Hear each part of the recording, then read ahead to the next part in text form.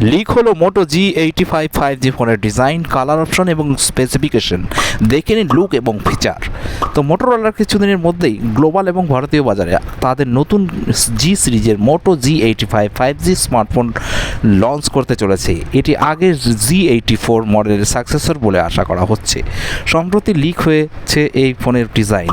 এবার সম্প্রতি প্রকাশে আসা লিকের মাধ্যমে এই ফোনের রেন্ডার, কালার অপশন এবং স্পেসিফিকেশন ডিটেইলস শেয়ার করা হয়েছে। চলুন বিস্তারিত জেনে নেওয়া যাক। তো তার আগে বলি বন্ধুরা, যারা নতুন আছে আমার চ্যানেলে, অবশ্যই চ্যানেলটিকে সাবস্ক্রাইব করে পাশে থাকা বেল আইকনটি দাবাতে ভুলবে না, এবং পুরোনো যারা আছে অবশ্যই ভিডিওটিকে লাইক এবং শেয়ার করতে ভুলবে না। তো মিড রেঞ্জের মধ্যে যারা ফোন নিতে চাইছেন, এই মোটো G85 তাদের জন্য উল্লেখযোগ্য একটি ফোন। তো এই ফোনের ডিজাইন এবং কালার অপশন আলোচনা করা যাক। চিপস্টার ইভান ব্লাস তার সোশ্যাল মিডিয়া সাইট এক্সে মোটো G85 5G ফোনের ডিটেলস শেয়ার করেছে।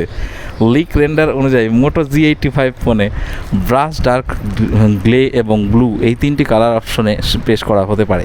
এই ফোনের সামনের দিকে 5 হোল কাট আউট এবং চারিদিকে পাতলা রেজার দেখা যাবে। তো ফোনটি ফ্রন্ট এবং ব্যাকে কিছুটা কার ডিজাইন রয়েছে। এই ফোনের ব্যাক প্যানেলের রেয়ার ক্যামেরা কিছুটা উঁচু রয়েছে। এই ফোনের ডুয়াল ক্যামেরা এবং এলইডি ফ্ল্যাশ দেখা গেছে।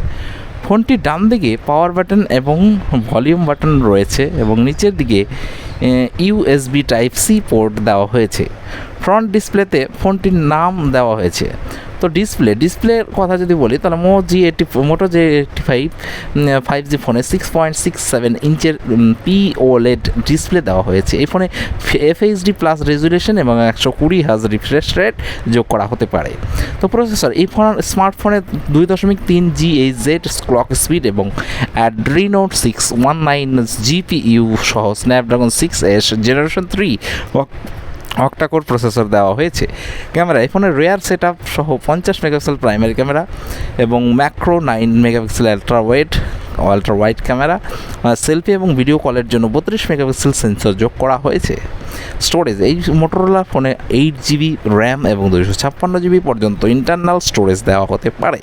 ব্যাটারি, এই ফোনে পাওয়ার ব্যাকআপের জন্য 33 ওয়াট ফাস্ট চার্জিং সাপোর্টেড সহ 5000 mAh ব্যাটারি দেওয়া হতে পারে। ওজন, লিক অনুযায়ী এই ফোনের ওজন 173 গ্রাম হতে পারে।